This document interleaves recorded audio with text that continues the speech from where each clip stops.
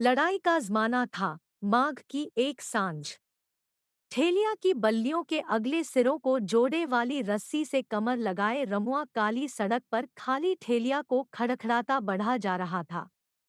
उसका अधनंगा शरीर ठंडक में भी पसीने से तर था। अभी अभी एक बाबू का सामान पहुंचाकर वह डेरे को वापस जा रहा था। सामान बहुत ज्यादा था। उसके लिए अकेले खींचना मुश्किल था। फिर भी लाख कहने पर भी बाबू ने जब नहीं माना तो उसे पहुंचाना ही पड़ा। सारी राह कलेजे का जोर लगा। हुमक कर खींचने के कारण उसकी गर्दन और कनपटियों की रगें मोटी हो उभर कर लाल हो उठी थी। आंखें उबल आई थी और इस सब के बदले मिले थे उसे केवल 10 आने पैसे। तर्जनी अंगुली से माथे का पसीना पोंछ हाथ झटक कर उसने जब फिर बल्ली पर रखा तो जैसे अपनी कड़ी मेहनत की उसे फिर याद आ गई।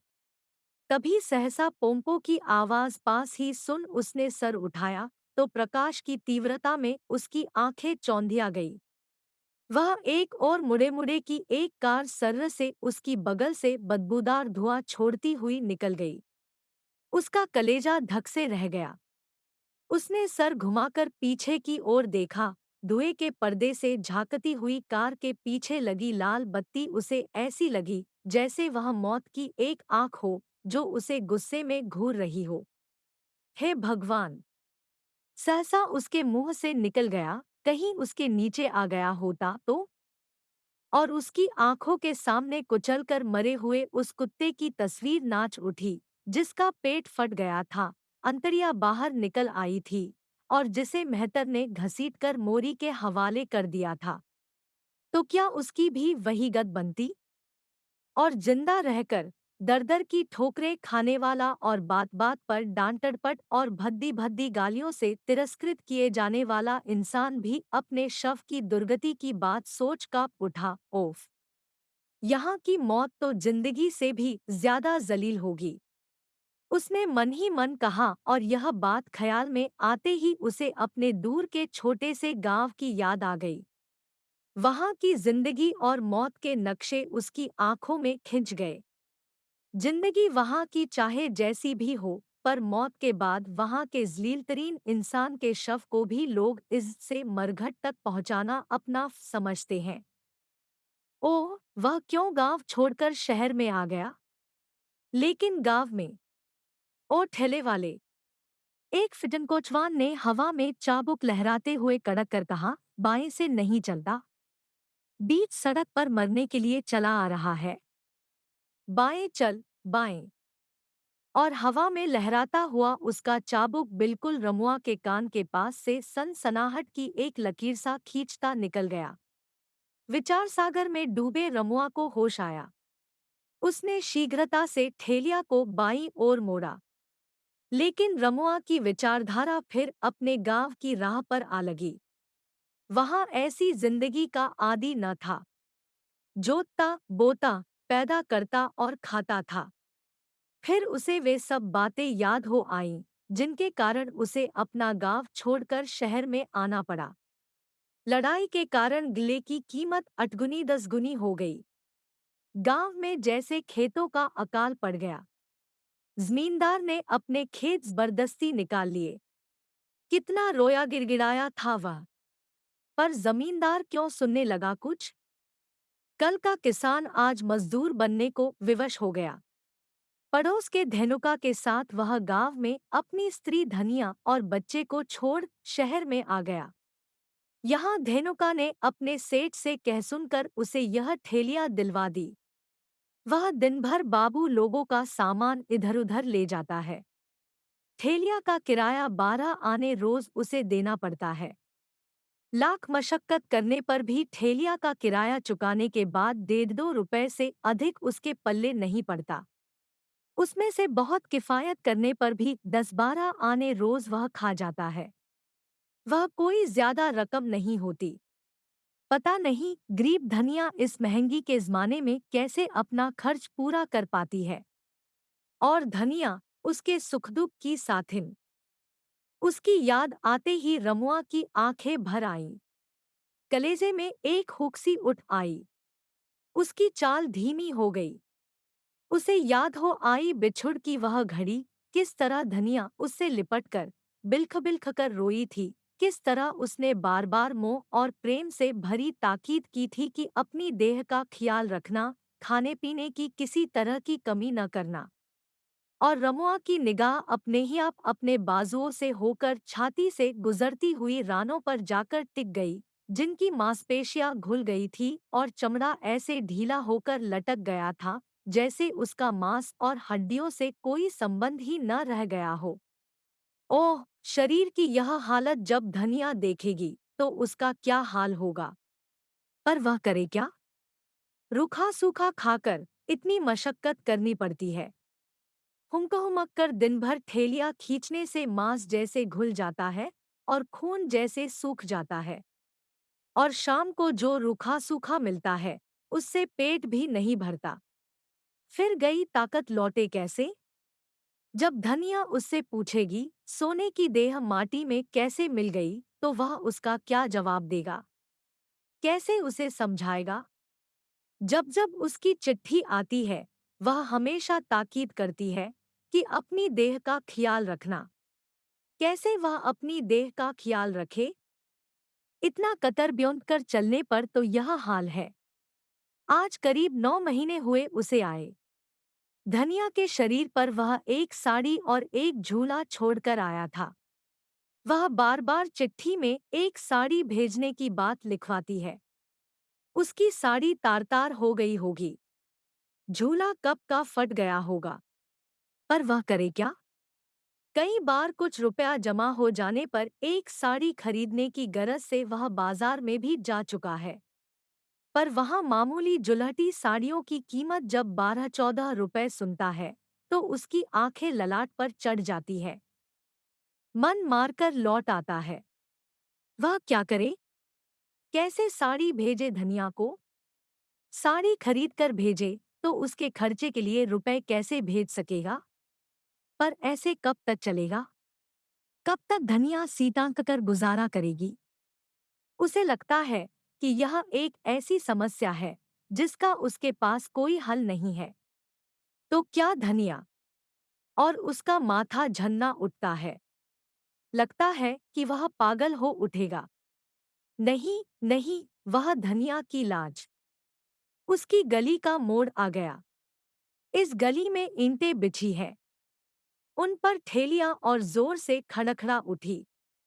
उसकी खड़खड़ाहट उस समय रमुआ को ऐसी लगी जैसे उसके थके परेशान दिमाग पर कोई हथौड़े की चोट कर रहा हो। उसके शरीर की अवस्था इस समय ऐसी थी जैसे उसकी सारी संजीवनी शक्ति नष्ट हो गई हो। और उसके पैर ऐसे पड़ रहे थे जैसे वे अपनी शक्ति से नहीं उठ रहे हों, बल्कि ठेलियां ही उनको आगे को लुढ़काती चल रही हो। उस दिन से रमुआ ने और अधिक मेहनत करना शुरू कर दिया। पहले भी वह कम मेहनत नहीं करता था, पर थक जाने पर कुछ आराम करना जरूरी समझता था। किंतु अब थके रहने पर भी अगर कोई उसे सामान ढोने को बुलाता तो वह नानुकर न करता। खुराक में भी जहां तक मुमकिन था कमी कर दी। यह सब सिर्फ इसलिए कर रहा था कि धनिया के लिए वह एक साड़ी खरीद सके। महीना खत्म हुआ तो उसने देखा कि इतनी तरुदद और परेशानी के बाद भी वह अपनी पहले की आय में सिर्फ 4 रुपए अधिक जोड़ सका है। यह देख उसे आश्चर्य के साथ घोर निराशा हुई। इस तरह वह पूरे 3-4 महीनों मेहनत करे तब कहीं एक साड़ी का दाम जमा कर पाएगा। पर इस महीने के जीतोड़ परिश्रम का उसे जो अनुभव हुआ था उससे यह बात तय थी कि वह ऐसी मेहनत अधिक दिनों तक लगातार करेगा तो एक दिन खून उगलकर मर जाएगा। उसने तो सोचा था कि 1 महीने की बात है, जितना मुमकिन होगा वह मशक्कत करके कमा लेगा और साड़ी खरीदकर धनिया को भेज देगा। पर इसका जो नतीजा हुआ उसे देखकर उसकी हालत वही हुई जो रेगिस्तान के उस प्यासे मुसाफिर की होती है, जो पानी की तरह किसी चमकती हुई चीज को देखकर थके हुए पैरों को घसीटता हुआ और आगे चलने की शक्ति न रहते भी सिर्फ इस आशा से प्राणों का जोर लगाकर बढ़ता है कि बस वहां तक पहुंचने में चाहे जो दुर्गति हो जाए, पर वहां पहुंच जाने पर जब उसे पानी मिल जाएगा तो सारी मेहनतम शक्कत सफल हो जाएगी। किंतु जब वहां किसी तरह पहुंच जाता है तो देखता है कि अरे, वह चीज तो अभी उतनी ही दूर है। निदान रमुआ की चिंता बहुत बढ़ गई। वह अब क्या करे, उसकी समझ में कुछ नहीं आ रहा था। कई महीने से वह धनिया को बहलाता आ रहा था कि अब साड़ी भेजेगा, तब साड़ी भेजेगा, पर अब उसे लग रहा है कि वह धनिया को कभी भी साड़ी न भेज सकेगा। उसे अपनी दुरावस्था और बेबसी पर बड़ा दुख हुआ। साथ ही अपनी जिंदगी उसे वैसी ही बेकार लगने लगी जैसे घोर निराशा में पड़कर किसी आत्महत्या करने वाले को लगती है। फिर भी जब धनिया को रुपए भेजने लगा तो अपनी आत्मा तक को धोखा दे उसने फिर लिखवाया कि अगले महीने वह जरूर साड़ी भेजेगा। थोड़े दिनों तक वह और किसी तरह गुजारा कर ले। उस सुबह रमुआ अपनी ठेलिया के पास खड़ा जभाई ले रहा था कि सेठ के दरबान ने आकर कहा, ठेलिया लेकर चलो, सेठ जी बुला रहे हैं। बेगार की बात सोच रमुआ ने दरबान की ओर देखा। दरबान ने कहा, इस तरह क्या देख रहे हो? सेठ जी की भैंस मर गई है, उसे गंगाजी में बहाने ले जाना है। चलो जल्दी करो। वैसे निषिद्ध काम की बात सोच उसे कुछ क्षोभ हुआ। गांव में मरे हुए जानवरों को चमार उठाकर ले जाते हैं। वह चमार नहीं है, वह यह काम नहीं करेगा। पर दूसरे ही क्षण उसके दिमाग में यह बात भी आई कि वह सेठ का ताबेदार है। उसकी बात वह टाल देगा तो वह अपनी ठेलियां उससे ले लेगा। फिर क्या रहेगा उसकी जिंदगी का सहारा? मरता क्या न करता। वह ठेलिया को ले दरबान के पीछे चल पड़ा। कोठी के पास पहुंचकर रमुआ ने देखा कि कोठी की बगल में टीन के छप्पर के नीचे मरी हुई भैंस पड़ी है और उसे घेरकर सेठ, उसके लड़के, मुनीम और नौकर चाकर खड़े हैं, जैसे उनका कोई अजीज मर गया हो। ठेलिया खड़ी कर वह खिन्न मन लिए खड़ा हो गया। उसे आया देख मुनीम ने सेठ की ओर मुड़कर कहा, सेठ जी, ठेलिया आ गई। अब इसे जल प्रवाह के लिए उठवाकर ठेलिया पर रखवा देना चाहिए। हाँ मुनीम जी, तो इसके कफन वगैरह का इंतजाम करा दें। मेरे यहाँ इसने जीवन भर सुख किया, अब मरने के बाद इसे नंगी ही क्या जल प्रवाह के लिए भेजा जाए। मेरे विचार से बिछाने के लिए एक नई दरी और ओढ़ाने के लिए 8 गज मलमल काफी होगी। जल्द दुकान से मंगा भेजें। देखते ही देखते उसकी ठेलिया पर नई दरी बिछा दी गई। उसे देखकर रमुआ की धंसी आंखों में जाने कितने दिनों की एक पामाल हसरत उभर आई। सहज ही उसके मन में उठा, काश वह उस पर सो सकता। पर दूसरे ही क्षण इस अपवित्र ख्याल के भय से जैसे वह कांप उठा। उसने आंखें दूसरी ओर मोड़ ली। कई नौकरों ने मिलकर भैंस की लाश उठा दरी पर रख दी। फिर उसे मलमल से अच्छी तरह ढक दिया गया।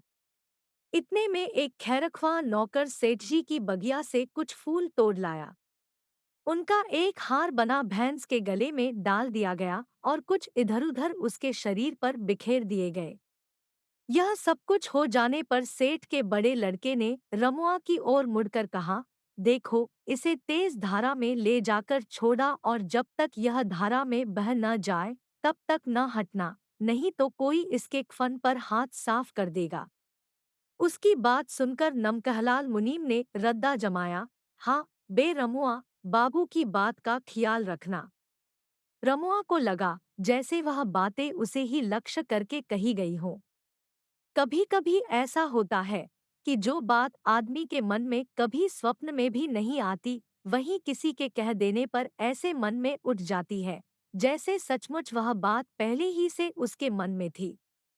रमुआ के ख्याल में भी यह बात नहीं थी कि वह कफन पर हाथ लगाएगा, पर मुनीम की बात सुन सचमुच उसके मन में यह बात कौंध गई कि क्या वह भी ऐसा कर सकता है। वह इन्हीं विचारों में खोया हुआ ठेलिया उठा आगे बढ़ा। अभी थोड़ी ही दूर सड़क पर चल पाया था कि किसी ने पूछा, क्यों भाई, यह किसकी भैंस थी? रमुआ ने आगे बढ़ते हुए कहा, सेठ गुलजारी लाल की। उस आदमी ने कहा, तभी तो भाई, बड़ी भागवान थी यह भैंस। नहीं तो आजकल किसे नसीब होता है मलमल का कफन। रमुआ के मन में उसकी बात सुनकर उठा कि क्या सचमुच मलमल का कफन इतना अच्छा है। उसने अभी तक उसकी ओर निगाह नहीं उठाई थी, यही सोचकर कि कहीं उसे देखते देखकर सेठ का लड़का और मुनीम यह न सोचे कि वह ललचाई आंखों से कफन की ओर देख रहा है। उसकी नीयत खराब मालूम होती है, पर वह अब अपने को न रोक सका। चलते हुए ही उसने एक बार अगल बगल देखा, फिर पीछे मुड़कर भैंस पर पड़े कफन को उड़ती हुई नजर से ऐसे देखा जैसे वह कोई चोरी कर रहा हो। काली भैंस पर पड़ी सफेद मलमल जैसे काली दूब के एक चप्पे पर उज्जवल चांदनी फैली हुई हो। सचमुच यह तो बड़ा उम्दा कपड़ा मालूम देता है, उसने मन में ही कहा। कई बार यह बात उसके मन में उठी तो सहज ही उसे उन झिलंगी साड़ियों की याद आ गई, जिन्हें वह बाजार में देख चुका था और जिनकी कीमत 12-14 से कम न थी। उसने उन साड़ियों का मुकाबला मलमल के उस कपड़े से जब किया तो उसे वह मलमल बेशकीमती जान पड़ा। उसने फिर मन में ही कहा, इस मलमल की साड़ी तो बहुत ही अच्छी होगी, और उसे धनिया के लिए साड़ी की याद आ गई। फिर जैसे इस कल्पना से ही वह काँप उठा। ओह, कैसी बात सोच रहा है वह। जीएजी ही धनिया को कफन की साड़ी पहनाएगा? नहीं नहीं, वह ऐसा सोचेगा भी नहीं। ऐसा सोचना भी अपशकुन है। और इस ख्याल से छुटकारा पाने के लिए वह अब और जोर से ठेलिया खींचने लगा। अब आबादी पीछे छूट गई थी। सूनी सड़क पर कहीं कोई नजर नहीं आ रहा था।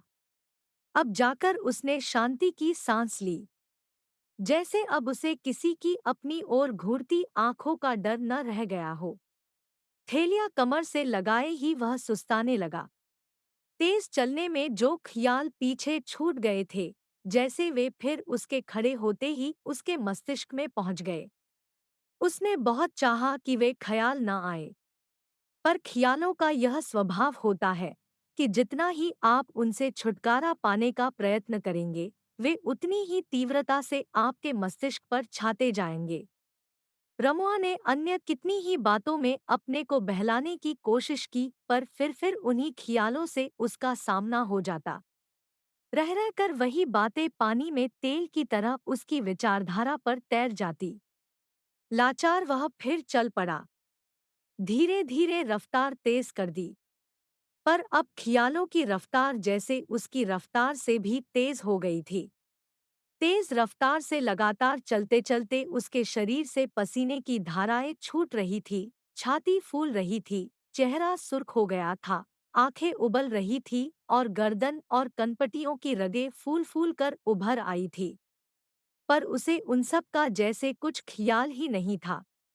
वह भागा जा रहा था कि जल्द से जल्द नदी पहुंच जाए और भैंस की लाश धारा में छोड़ दे। तभी उसे उस अपवित्र विचार से, उस धर्म संकट से मुक्ति मिलेगी। अब सड़क नदी के किनारे किनारे चल रही थी। उसने सोचा, क्यों न कगार पर से ही लाश नदी की धारा में लुढ़का दे। पर दूसरे ही क्षण उसके अंदर से कोई बोल उठा, अब जल्दी क्या है? नदी आ गई, थोड़ी दूर और चलो। वहां कगार से उतरकर बीच धारा में छोड़ा। वह आगे बढ़ा, पर बीच धारा में छोड़े की बात क्यों उसके मन में उठ रही है? क्यों नहीं वह उसे यहीं छोड़कर अपने को कफन के लोभ से, उस अपवित्र ख्याल से मुक्त कर लेता? शायद इसलिए कि सेठ के लड़के ने ऐसा ही करने को कहा था। पर सेठ का लड़का यहाँ खड़ा खड़ा देख तो नहीं रहा है फिर? तो क्या उसे अब उसी वस्तु से, जिससे जल्दी से जल्दी छुटकारा पाने के लिए वह भागता हुआ आया है, अब मोह हो गया है? नहीं नहीं, वह तो अब वह श्मशान से होकर गुजर रहा था। अपनी झोपड़ी से झांककर डोमिन ने देखा तो वह उसकी ओर दौड़ पड़ी। पास आकर बोली, भैया यहीं छोड़ देना। रमुआ का दिल धक से कर गया। तो क्या यह बात डोमिन को मालूम है कि वह लाश को इसलिए लिए जा रहा है कि? नहीं नहीं। तो भैया, यहाँ धारा तेज है, छोड़ दो न यहीं। डोमिन ने फिर विनती की। हाँ हाँ, छोड़ दे ना, यह मौका अच्छा है। डोमिन के सामने ही उसे गवाह बनाकर छोड़ दे और साबित कर दे कि तेरे दिल में वैसी कोई बात नहीं है। रमुआ के दिल ने ललकारा, पर वह यूं ही डोमिन से पूछ बैठा, क्यों, यही क्यों छोड़ दूं? तुम्हें तो कहीं न कहीं छोड़ा ही है। यहाँ छोड़ दोगे तो तुम भी दूर ले जाने की मेहनत से छुटकारा पा जाओगे और मुझे। कहकर वह कफन की ओर ललचाई दृष्टि से देखने लगी। तुम्हें क्या? रमुआ ने पूछा। मुझे यह कफन मिल जाएगा, उसने कफन की ओर अंगुली से इशारा करके कहा। कफन? रमुआ के मुंह से यूं ही निकल गया। हाँ हाँ, कहीं इधर-उधर छोड़ दोगे तो बेकार में सड़गल जाएगा। मुझे मिल जाएगा तो मैं उसे पहनूंगी। देखते हो न मेरे कपड़े? कहकर उसने अपने लहंगे को हाथ से उठाकर उसे दिखा दिया। तुम पहनोगी कफन? रमुआ ने ऐसे कहा जैसे उसे उसकी बात पर विश्वास ही न हो रहा हो। हाँ हाँ, हम तो हमेशा कफन ही पहनते हैं। मालूम होता है तुम शहर के रहने वाले नहीं हो। क्या तुम्हारे यहाँ? हाँ, हमारे यहाँ तो कोई छूता तक नहीं। कफन पहनने से तुम्हें कुछ होता नहीं?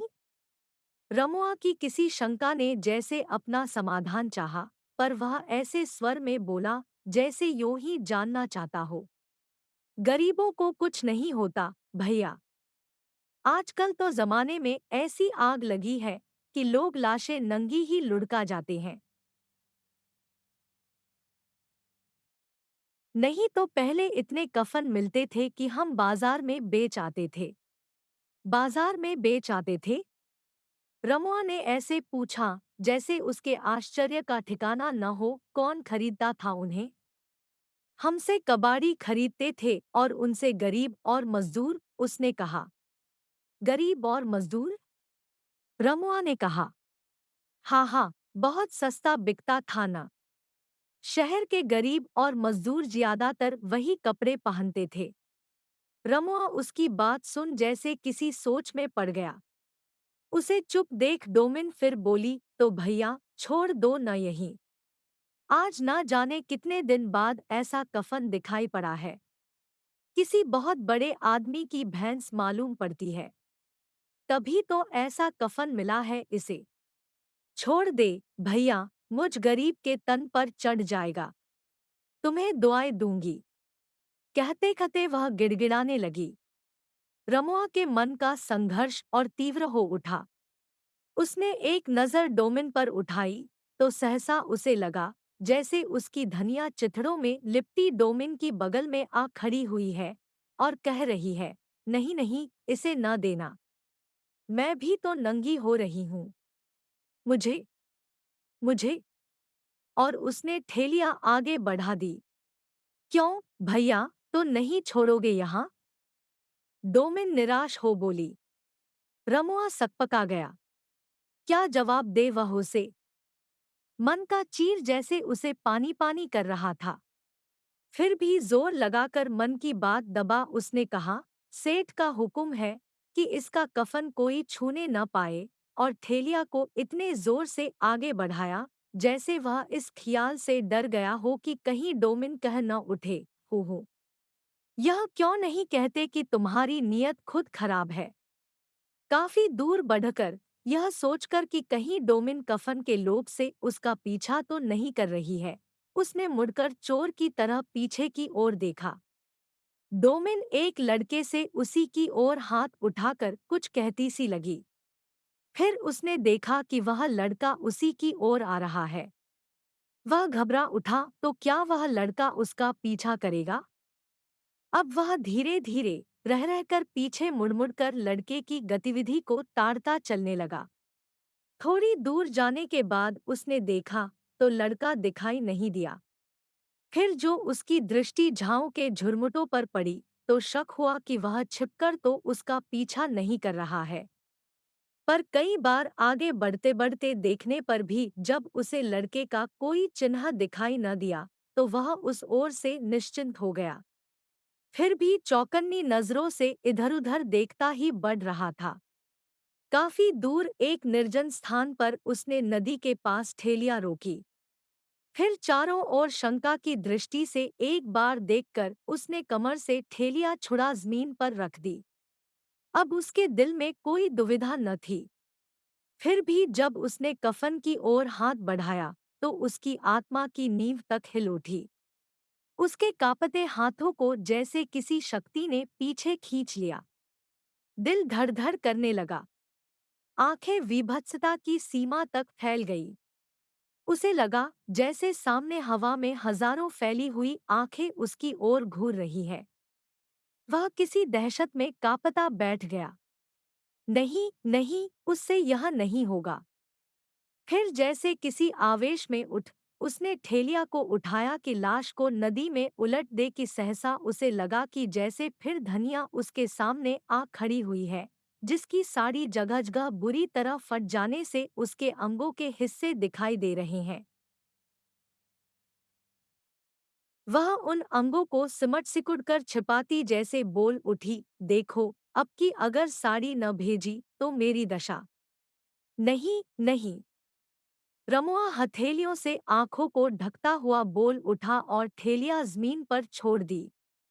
फिर एक बार उसने चारों ओर शीघ्रता से देखा और जैसे एक क्षण को उसके दिल की धड़कन बंद हो गई। उसकी आंखों के सामने अंधेरा छा गया। उसका ज्ञान जैसे लुप्त हो गया और उसी हालत में उसी क्षण उसके हाथों ने बिजली की तेजी से कफन खींचा, समेटकर एक और रखा और ठेलिया उठाकर लाश को नदी में उल्टा दिया। तब जाकर जैसे होश हुआ। उसने जल्दी से कफन ठेलिया पर रख उसे माथे के मैले गमछे से अच्छी तरह ढक दिया और ठेलिया उठा तेजी से दूसरी राह से चल दिया। कुछ दूर तक इधर-उधर देखे बिना वह सीधे तेजी से चलता रहा। जैसे वह डर रहा था कि इधर-उधर देखने पर कहीं कोई दिखाई न पड़ जाए। पर कुछ दूर और आगे बढ़ जाने पर वह वैसे ही निडर हो गया, जैसे चोर सेंध से दूर भाग जाने पर। अब उसकी चाल में धीरे धीरे ऐसी लापरवाही आ गई, जैसे कोई विशेष बात ही न हुई हो, जैसे वह रोज की तरह आज भी किसी बाबू का सामान पहुंचाकर खाली ठेलिया को धीरे धीरे खींचता, अपने में रमा हुआ, डेरे पर वापस जा रहा हो। अपनी चाल में वह वही स्वाभाविकता लाने की भरसक चेष्टा कर रहा था, पर उसे लगता था कि कहीं से वह बेहद अस्वाभाविक हो उठा है। और कदाचित उसकी चाल की लापरवाही का यही कारण था कि वह रात होने के पहले शहर में दाखिल नहीं होना चाहता था। काफी दूर निकल जाने पर न जाने उसके जी में क्या आया कि उसने पलटकर उस स्थान की ओर एक बार फिर देखा, जहां उसने भैंस की लाश गिराई थी। कोई लड़का कोई काली चीज पानी में से खींच रहा था। वह फिर बेतहाशा ठेलिया को सड़क पर खड़खड़ाता भाग खड़ा हुआ। उस दिन गांव में हल्दी में रंगी मलमल की साड़ी पहने धनिया अपने बच्चे को एक हाथ की अंगुली पकड़ाए और दूसरे हाथ में छाक भरा लोटा कंधे तक उठाए। जब काली माई की पूजा करने चली तो उसके पैर असीम प्रसन्नता के कारण सीधे नहीं पड़ रहे थे। उसकी आंखों से जैसे उल्लाल छलका पड़ता था। रास्ते में न जाने कितनी औरतों और मर्दों ने उसे टोक कर पूछा, क्यों धनिया, यह साड़ी रमुआ ने भेजी है? और उसने हर बार शर्माए आंखों को नीचे कर होठों पर उमड़ती हुई मुस्कान को बरबस दबाकर सर हिला जताया, हाँ। लड़ाई का जमाना था, माघ की एक सांझ। ठेलिया की बल्लियों के अगले सिरों को जोड़े वाली रस्सी से कमर लगाए रमुआ काली सड़क पर खाली ठेलिया को खड़खड़ाता बढ़ा जा रहा था। उसका अधनंगा शरीर ठंडक में भी पसीने से तर था। अभी अभी एक बाबू का सामान पहुंचाकर वह डेरे को वापस जा रहा था। सामान बहुत ज्यादा था। उसके लिए अकेले खींचना मुश्किल था, फिर भी लाख कहने पर भी बाबू ने जब नहीं माना तो उसे पहुंचाना ही पड़ा। सारी राह कलेजे का जोर लगा। हुमक कर खींचने के कारण उसकी गर्दन और कनपटियों की रगें मोटी हो उभर कर लाल हो उठी थी। आंखें उबल आई थी और इस सब के बदले मिले थे उसे केवल 10 आने पैसे। तर्जनी अंगुली से माथे का पसीना पोंछ हाथ झटक कर उसने जब फिर बल्ली पर रखा तो जैसे अपनी कड़ी मेहनत की उसे फिर याद आ गई। तभी सहसा पोंपो की आवाज पास ही सुन उसने सर उठाया तो प्रकाश की तीव्रता में उसकी आंखें चौंधिया गई। वह एक और मुड़े मुड़े की एक कार सर्र से उसकी बगल से बदबूदार धुआं छोड़ती हुई निकल गई। उसका कलेजा धक से रह गया। उसने सर घुमाकर पीछे की ओर देखा। धुएं के पर्दे से झांकती हुई कार के पीछे लगी लाल बत्ती उसे ऐसी लगी जैसे वह मौत की एक आंख हो जो उसे गुस्से में घूर रही हो। हे भगवान! सहसा उसके मुंह से निकल गया, कहीं उसके नीचे आ गया होता तो। और उसकी आंखों के सामने कुचलकर मरे हुए उस कुत्ते की तस्वीर नाच उठी, जिसका पेट फट गया था, अंतड़ियां बाहर निकल आई थी और जिसे मेहतर ने घसीटकर मोरी के हवाले कर दिया था। तो क्या उसकी भी वही गत बनती? और जिंदा रहकर दर-दर की ठोकरें खाने वाला और बात-बात पर डांट-डपट और भद्दी-भद्दी गालियों से तिरस्कृत किए जाने वाला इंसान भी अपने शव की दुर्गति की बात सोच काँप उठा। ओफ! यहाँ की मौत तो जिंदगी से भी ज्यादा जलील होगी। उसने मन ही मन कहा और यह बात ख्याल में आते ही उसे अपने दूर के छोटे से गांव की याद आ गई। वहां की जिंदगी और मौत के नक्शे उसकी आंखों में खिंच गए। जिंदगी वहां की चाहे जैसी भी हो, पर मौत के बाद वहां के जलीलतरीन इंसान के शव को भी लोग इज्जत से मरघट तक पहुंचाना अपना समझते हैं। ओह! वह क्यों गांव छोड़कर शहर में आ गया?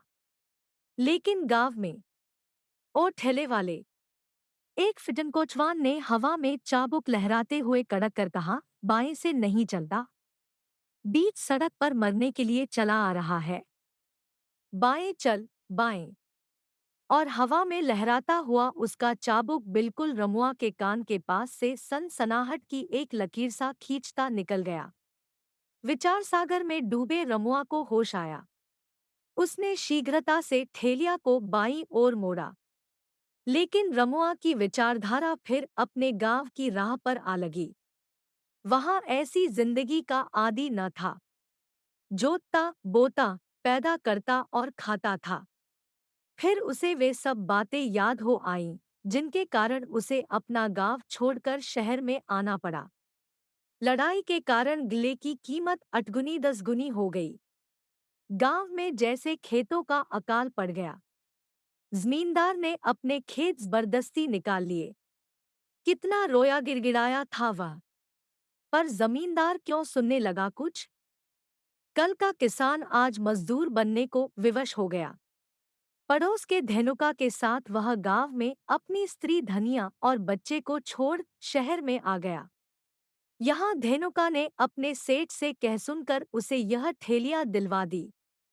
वह दिन भर बाबू लोगों का सामान इधर-उधर ले जाता है। ठेलिया का किराया 12 आने रोज उसे देना पड़ता है। लाख मशक्कत करने पर भी ठेलिया का किराया चुकाने के बाद 1.5 रुपए से अधिक उसके पल्ले नहीं पड़ता। उसमें से बहुत किफायत करने पर भी 10-12 आने रोज वह खा जाता है। वह कोई ज्यादा रकम नहीं होती।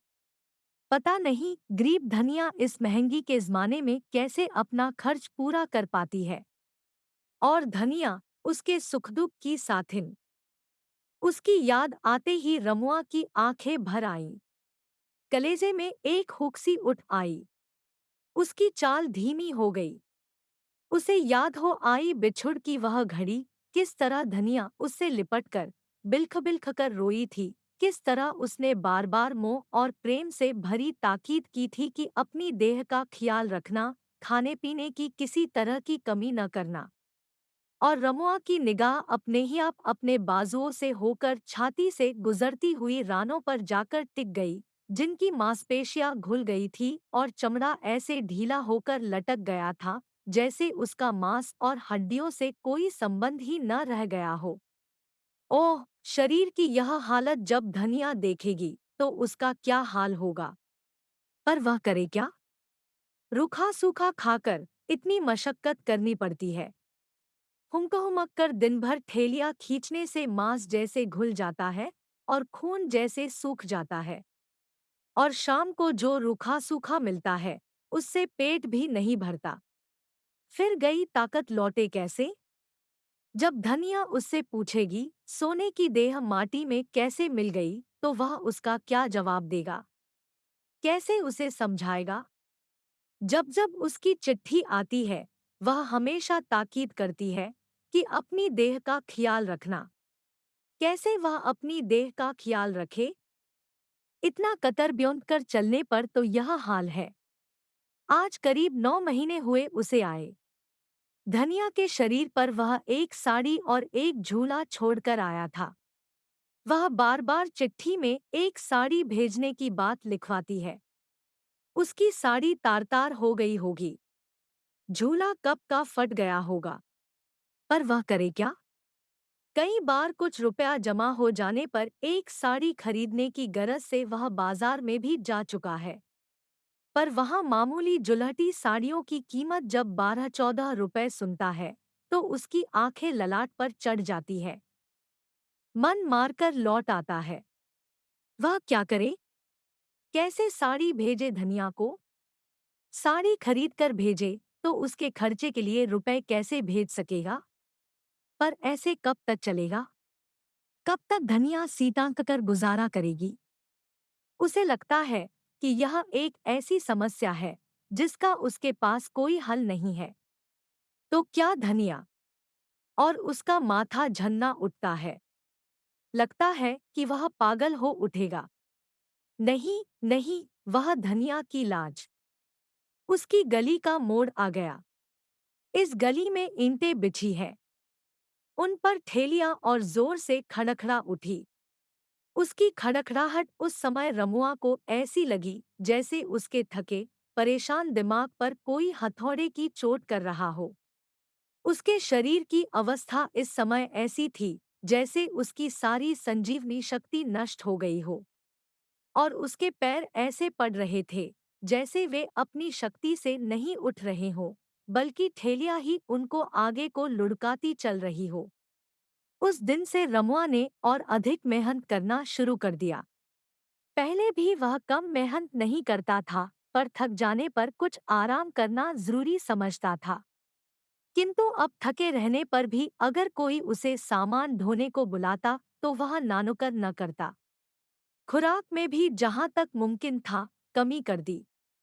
यह सब सिर्फ इसलिए कर रहा था कि धनिया के लिए वह एक साड़ी खरीद सके।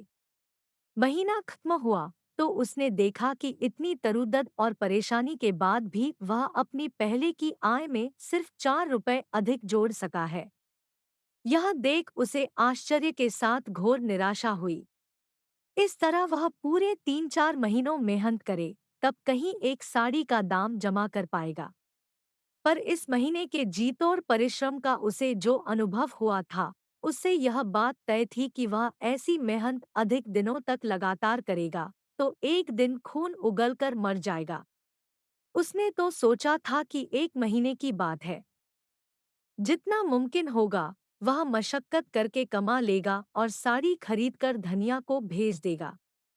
पर इसका जो नतीजा हुआ उसे देखकर उसकी हालत वही हुई जो रेगिस्तान के उस प्यासे मुसाफिर की होती है, जो पानी की तरह किसी चमकती हुई चीज को देखकर थके हुए पैरों को घसीटता हुआ और आगे चलने की शक्ति न रहते भी सिर्फ इस आशा से प्राणों का जोर लगाकर बढ़ता है कि बस वहां तक पहुंचने में चाहे जो दुर्गति हो जाए, पर वहां पहुंच जाने पर जब उसे पानी मिल जाएगा तो सारी मेहनतम शक्कत सुफल हो जाएगी। किंतु जब वहां किसी तरह पहुंच जाता है तो देखता है कि अरे वह चीज तो अभी उतनी ही दूर है। निदान रमुआ की चिंता बहुत बढ़ गई। वह अब क्या करे उसकी समझ में कुछ नहीं आ रहा था। कई महीने से वह धनिया को बहलाता आ रहा था कि अब साड़ी भेजेगा, तब साड़ी भेजेगा, पर अब उसे लग रहा है कि वह धनिया को कभी भी साड़ी न भेज सकेगा। उसे अपनी दुरावस्था और बेबसी पर बड़ा दुख हुआ। साथ ही अपनी जिंदगी उसे वैसी ही बेकार लगने लगी जैसे घोर निराशा में पड़कर किसी आत्महत्या करने वाले को लगती है। फिर भी जब धनिया को रुपए भेजने लगा तो अपनी आत्मा तक को धोखा दे उसने फिर लिखवाया कि अगले महीने वह जरूर साड़ी भेजेगा। थोड़े दिनों तक वह और किसी तरह गुजारा कर ले। उस सुबह रमुआ अपनी ठेलिया के पास खड़ा जभाई ले रहा था कि सेठ के दरबान ने आकर कहा, ठेलिया लेकर चलो, सेठ जी बुला रहे हैं। बेगार की बात सोच रमुआ ने दरबान की ओर देखा। दरबान ने कहा, इस तरह क्या देख रहे हो? सेठ जी की भैंस मर गई है, उसे गंगाजी में बहाने ले जाना है। चलो जल्दी करो। वैसे निषिद्ध काम की बात सोच उसे कुछ क्षोभ हुआ। गांव में मरे हुए जानवरों को चमार उठाकर ले जाते हैं। वह चमार नहीं है, वह यह काम नहीं करेगा। पर दूसरे ही क्षण उसके दिमाग में यह बात भी आई कि वह सेठ का ताबेदार है। उसकी बात वह टाल देगा तो वह अपनी ठेलियां उससे ले लेगा। फिर क्या रहेगा उसकी जिंदगी का सहारा? मरता क्या न करता। वह ठेलिया को ले दरबान के पीछे चल पड़ा। कोठी के पास पहुंचकर रमुआ ने देखा कि कोठी की बगल में टीन के छप्पर के नीचे मरी हुई भैंस पड़ी है और उसे घेरकर सेठ, उसके लड़के, मुनीम और नौकर चाकर खड़े हैं, जैसे उनका कोई अजीज मर गया हो। ठेलिया खड़ी कर वह खिन्न मन लिए खड़ा हो गया। उसे आया देख मुनीम ने सेठ की ओर मुड़कर कहा, सेठ जी ठेलिया आ गई। अब इसे जल प्रवाह के लिए उठवाकर ठेलिया पर रखवा देना चाहिए। हाँ मुनीम जी, तो इसके कफन वगैरह का इंतजाम करा दें। मेरे यहाँ इसने जीवन भर सुख किया, अब मरने के बाद इसे नंगी ही क्या जल प्रवाह के लिए भेजा जाए। मेरे विचार से बिछाने के लिए एक नई दरी और ओढ़ाने के लिए 8 गज मलमल काफी होगी। जल्द दुकान से मंगा भेजें। देखते ही देखते उसकी ठेलिया पर नई दरी बिछा दी गई। उसे देखकर रमुआ की धंसी आंखों में जाने कितने दिनों की एक पामाल हसरत उभर आई। सहज ही उसके मन में उठा, काश वह उस पर सो सकता। पर दूसरे ही क्षण इस अपवित्र ख्याल के भय से जैसे वह कांप उठा। उसने आंखें दूसरी ओर मोड़ ली। कई नौकरों ने मिलकर भैंस की लाश उठा दरी पर रख दी। फिर उसे मलमल से अच्छी तरह ढक दिया गया। इतने में एक खैरख्वाह नौकर सेठजी की बगिया से कुछ फूल तोड़ लाया। उनका एक हार बना भैंस के गले में डाल दिया गया और कुछ इधर-उधर उसके शरीर पर बिखेर दिए गए। यह सब कुछ हो जाने पर सेठ के बड़े लड़के ने रमुआ की ओर मुड़कर कहा, देखो इसे तेज धारा में ले जाकर छोड़ा और जब तक यह धारा में बह न जाए तब तक न हटना, नहीं तो कोई इसके कफन पर हाथ साफ कर देगा। उसकी बात सुनकर नमकहलाल मुनीम ने रद्दा जमाया, हाँ बे रमुआ, बाबू की बात का ख्याल रखना। रमुआ को लगा जैसे वह बातें उसे ही लक्ष्य करके कही गई हों। कभी कभी ऐसा होता है कि जो बात आदमी के मन में कभी स्वप्न में भी नहीं आती, वही किसी के कह देने पर ऐसे मन में उठ जाती है जैसे सचमुच वह बात पहले ही से उसके मन में थी। रमुआ के ख्याल में भी यह बात नहीं थी कि वह कफन पर हाथ लगाएगा, पर मुनीम की बात सुन सचमुच उसके मन में यह बात कौंध गई कि क्या वह भी ऐसा कर सकता है। वह इन्हीं विचारों में खोया हुआ ठेलिया उठा आगे बढ़ा। अभी थोड़ी ही दूर सड़क पर चल पाया था कि किसी ने पूछा, क्यों भाई, यह किसकी भैंस थी? रमुआ ने आगे बढ़ते हुए कहा, सेठ गुलजारी लाल की। उस आदमी ने कहा, तभी तो भाई, बड़ी भागवान थी यह भैंस, नहीं तो आजकल किसे नसीब होता है मलमल का कफन।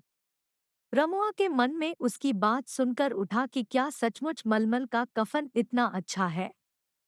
उसने अभी तक उसकी ओर निगाह नहीं उठाई थी, यही सोचकर कि कहीं उसे देखते देखकर सेठ का लड़का और मुनीम यह न सोचे कि वह ललचाई आंखों से कफन की ओर देख रहा है।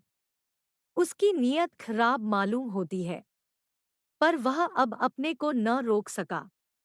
चलते हुए ही उसने एक बार अगल-बगल देखा, फिर पीछे मुड़कर भैंस पर पड़े कफन को उड़ती हुई नजर से ऐसे देखा जैसे वह कोई चोरी कर रहा हो। काली भैंस पर पड़ी सफेद मलमल जैसे काली धूप के एक चप्पे पर उज्जवल चांदनी फैली हुई हो। सचमुच यह तो बड़ा उम्दा कपड़ा मालूम देता है, उसने मन में ही कहा। कई बार यह बात उसके मन में उठी तो सहज ही उसे उन झिलंगी साड़ियों की याद आ गई जिन्हें वह बाजार में देख चुका था और जिनकी कीमत 12-14 से कम न थी। उसने उन साड़ियों का मुकाबला मलमल के उस कपड़े से जब किया तो उसे वह मलमल बेशकीमती जान पड़ा। उसने फिर मन में ही कहा, इस मलमल की साड़ी तो बहुत ही अच्छी होगी, और उसे धनिया के लिए साड़ी की याद आ गई। फिर जैसे इस कल्पना से ही वह काँप उठा। ओह! कैसी बात सोच रहा है वह। जीएजी ही धनिया को कफन की साड़ी पहनाएगा? नहीं नहीं, वह ऐसा सोचेगा भी नहीं।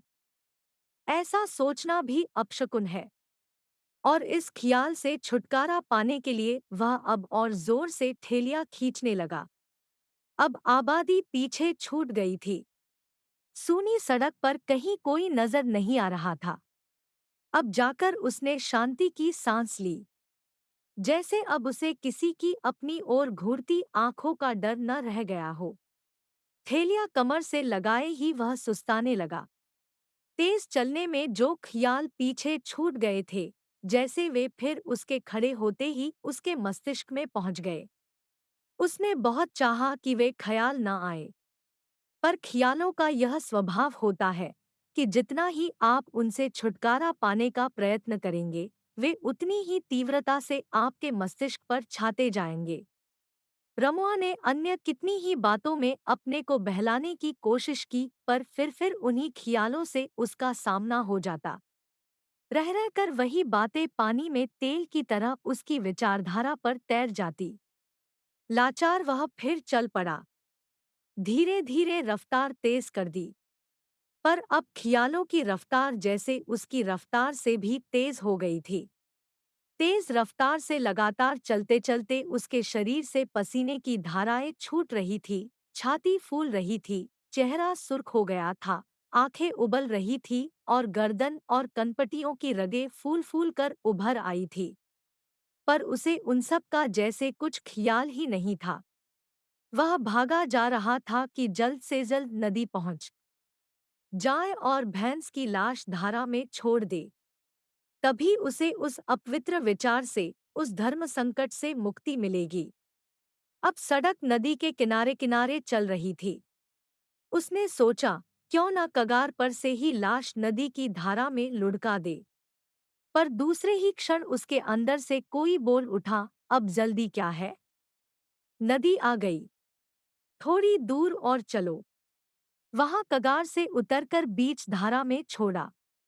वह आगे बढ़ा, पर बीच धारा में छोड़े की बात क्यों उसके मन में उठ रही है? क्यों नहीं वह उसे यहीं छोड़कर अपने को कफन के लोभ से, उस अपवित्र ख्याल से मुक्त कर लेता? शायद इसलिए कि सेठ के लड़के ने ऐसा ही करने को कहा था। पर सेठ का लड़का यहाँ खड़ा खड़ा देख तो नहीं रहा है फिर? तो क्या उसे अब उसी वस्तु से, जिससे जल्दी से जल्दी छुटकारा पाने के लिए वह भागता हुआ आया है, अब मोह हो गया है?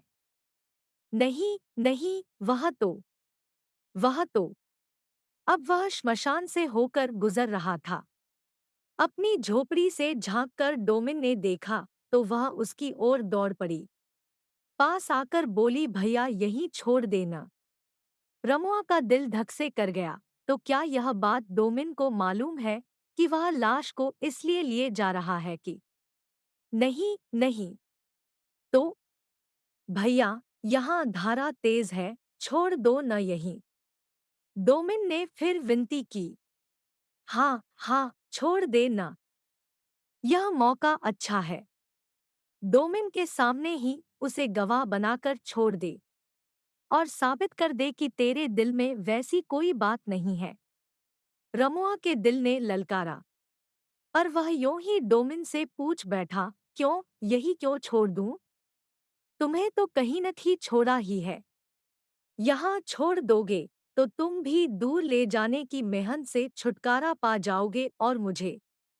कहकर वह कफन की ओर ललचाई दृष्टि से देखने लगी। तुम्हें क्या? रमुआ ने पूछा।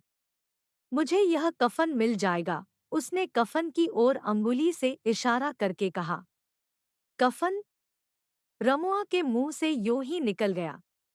हाँ हाँ, कहीं इधर-उधर छोड़ दोगे तो बेकार में सड़गल जाएगा।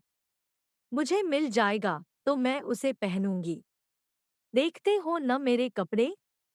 कहकर उसने अपने लहंगे को हाथ से उठाकर उसे दिखा दिया। तुम पहनोगी कफन? रमुआ ने ऐसे कहा जैसे उसे उसकी बात पर विश्वास ही न हो रहा हो। हाँ हाँ, हम तो हमेशा कफन ही पहनते हैं। मालूम होता है तुम शहर के रहने वाले नहीं हो। क्या तुम्हारे यहाँ? हाँ, हमारे यहाँ तो कोई छूता तक नहीं। कफन पहनने से तुम्हें कुछ होता नहीं? रमुआ की किसी शंका ने जैसे अपना समाधान चाहा, पर वह ऐसे स्वर में बोला जैसे यूं ही जानना चाहता हो। गरीबों को कुछ नहीं होता भैया। आजकल तो जमाने में ऐसी आग लगी है कि लोग लाशें नंगी ही लुढ़का जाते हैं। नहीं तो पहले इतने कफन मिलते थे कि हम बाजार में बेच आते थे। बाजार में बेच आते थे? रमुआ ने ऐसे पूछा जैसे उसके आश्चर्य का ठिकाना न हो। कौन खरीदता था उन्हें? हमसे कबाड़ी खरीदते थे और उनसे गरीब और मजदूर, उसने कहा। गरीब और मजदूर? रमुआ ने कहा। हाँ हाँ, बहुत सस्ता बिकता था ना। शहर के गरीब और मजदूर ज्यादातर वही कपड़े पहनते थे। रमुआ उसकी बात सुन जैसे किसी सोच में पड़ गया। उसे चुप देख डोमिन फिर बोली, तो भैया छोड़ दो न यहीं। आज ना जाने कितने दिन बाद ऐसा कफन दिखाई पड़ा है। किसी बहुत बड़े आदमी की भैंस मालूम पड़ती है। तभी तो ऐसा कफन मिला है इसे। छोड़ दे भैया, मुझ गरीब के तन पर चढ़ जाएगा। तुम्हें दुआएं दूंगी। कहते कहते वह गिड़गिड़ाने लगी। रमुआ के मन का संघर्ष और तीव्र हो उठा। उसने एक नज़र डोमिन पर उठाई तो सहसा उसे लगा जैसे उसकी धनिया चिथड़ों में लिपटी डोमिन की बगल में आ खड़ी हुई है और कह रही है, नहीं नहीं, इसे न देना। मैं भी तो नंगी हो रही हूँ। मुझे मुझे और उसने ठेलियां आगे बढ़ा दी। क्यों भैया, तो नहीं छोड़ोगे यहाँ? डोमिन निराश हो बोली। रमुआ सकपका गया। क्या जवाब दे वह उसे? मन का चीर जैसे उसे पानी पानी कर रहा था। फिर भी जोर लगाकर मन की बात दबा उसने कहा, सेठ का हुक्म है कि इसका कफन कोई छूने न पाए, और ठेलिया को इतने जोर से आगे बढ़ाया जैसे वह इस ख्याल से डर गया हो कि कहीं डोमिन कह न उठे, हो यह क्यों नहीं कहते कि तुम्हारी नीयत खुद खराब है। काफी दूर बढ़कर यह सोचकर कि कहीं डोमिन कफन के लोभ से उसका पीछा तो नहीं कर रही है, उसने मुड़कर चोर की तरह पीछे की ओर देखा। डोमिन एक लड़के से उसी की ओर हाथ उठाकर कुछ कहती सी लगी। फिर उसने देखा कि वह लड़का उसी की ओर आ रहा है। वह घबरा उठा तो क्या वह लड़का उसका पीछा करेगा? अब वह धीरे धीरे रह रहकर पीछे मुड़मुड़ कर लड़के की गतिविधि को ताड़ता चलने लगा। थोड़ी दूर जाने के बाद उसने देखा तो लड़का दिखाई नहीं दिया। फिर जो उसकी दृष्टि झाओं के झुरमुटों पर पड़ी तो शक हुआ कि वह छिपकर तो उसका पीछा नहीं कर रहा है। पर कई बार आगे बढ़ते बढ़ते देखने पर भी जब उसे लड़के का कोई चिन्ह दिखाई न दिया तो वह उस ओर से निश्चिंत हो गया। फिर भी चौकन्नी नजरों से इधर-उधर देखता ही बढ़ रहा था। काफी दूर एक निर्जन स्थान पर उसने नदी के पास ठेलिया रोकी। फिर चारों ओर शंका की दृष्टि से एक बार देखकर उसने कमर से ठेलिया छुड़ा जमीन पर रख दी। अब उसके दिल में कोई दुविधा न थी। फिर भी जब उसने कफन की ओर हाथ बढ़ाया तो उसकी आत्मा की नींव तक हिल उठी। उसके कांपते हाथों को जैसे किसी शक्ति ने पीछे खींच लिया। दिल धड़ धड़ करने लगा। आंखें विभत्सता की सीमा तक फैल गई। उसे लगा जैसे सामने हवा में हजारों फैली हुई आंखें उसकी ओर घूर रही है। वह किसी दहशत में कांपता बैठ गया। नहीं नहीं, उससे यह नहीं होगा। फिर जैसे किसी आवेश में उठ उसने ठेलिया को उठाया कि लाश को नदी में उलट दे कि सहसा उसे लगा कि जैसे फिर धनिया उसके सामने आ खड़ी हुई है, जिसकी साड़ी जगह जगह बुरी तरह फट जाने से उसके अंगों के हिस्से दिखाई दे रहे हैं। वह उन अंगों को सिमट सिकुड़ कर छिपाती जैसे बोल उठी, देखो अब की अगर साड़ी न भेजी तो मेरी दशा। नहीं नहीं, रमुआ हथेलियों से आंखों को ढकता हुआ बोल उठा और ठेलिया जमीन पर छोड़ दी। फिर एक बार उसने चारों ओर शीघ्रता से देखा और जैसे एक क्षण को उसके दिल की धड़कन बंद हो गई। उसकी आंखों के सामने अंधेरा छा गया। उसका ज्ञान जैसे लुप्त हो गया और उसी हालत में उसी क्षण उसके हाथों ने बिजली की तेजी से कफन खींचा, समेटकर एक और रखा और ठेलिया उठाकर लाश को नदी में उल्टा दिया। तब जाकर जैसे होश हुआ। उसने जल्दी से कफन ठेलिया पर रख उसे माथे के मैले गमछे से अच्छी तरह ढक दिया और ठेलिया उठा तेजी से दूसरी राह से चल दिया। कुछ दूर तक इधर-उधर देखे बिना वह सीधे तेजी से चलता रहा। जैसे वह डर रहा था कि इधर-उधर देखने पर कहीं कोई दिखाई न पड़ जाए। पर कुछ दूर और आगे बढ़ जाने पर वह वैसे ही निडर हो गया, जैसे चोर सेंध से दूर भाग जाने पर। अब उसकी चाल में धीरे धीरे ऐसी लापरवाही आ गई, जैसे कोई विशेष बात ही न हुई हो, जैसे वह रोज की तरह आज भी किसी बाबू का सामान पहुंचाकर खाली ठेलिया को धीरे धीरे खींचता, अपने में रमा हुआ, डेरे पर वापस जा रहा हो। अपनी चाल में वह वही स्वाभाविकता लाने की भरसक चेष्टा कर रहा था, पर उसे लगता था कि कहीं से वह बेहद अस्वाभाविक हो उठा है। और कदाचित उसकी चाल की लापरवाही का यही कारण था कि वह रात होने के पहले शहर में दाखिल नहीं होना चाहता था। काफी दूर निकल जाने पर न जाने उसके जी में क्या आया कि उसने पलटकर उस स्थान की ओर एक बार फिर देखा, जहां उसने भैंस की लाश गिराई थी। कोई लड़का कोई काली चीज पानी में से खींच रहा था। वह फिर बेतहाशा ठेलिया को सड़क पर खड़खड़ाता भाग खड़ा हुआ। उस दिन गांव में हल्दी में रंगी मलमल की साड़ी पहने धनिया अपने बच्चे को एक हाथ की अंगुली पकड़ाए और दूसरे हाथ में छाक भरा लोटा कंधे तक उठाए। जब काली माई की पूजा करने चली तो उसके पैर असीम प्रसन्नता के कारण सीधे नहीं पड़ रहे थे। उसकी आंखों से जैसे उल्लाल छलका पड़ता था। रास्ते में न जाने कितनी औरतों और मर्दों ने उसे टोक कर पूछा, क्यों धनिया, यह साड़ी रमुआ ने भेजी है? और उसने हर बार शर्माए आंखों को नीचे कर होठों पर उमड़ती हुई मुस्कान को बरबस दबाकर सर हिला जताया, हाँ।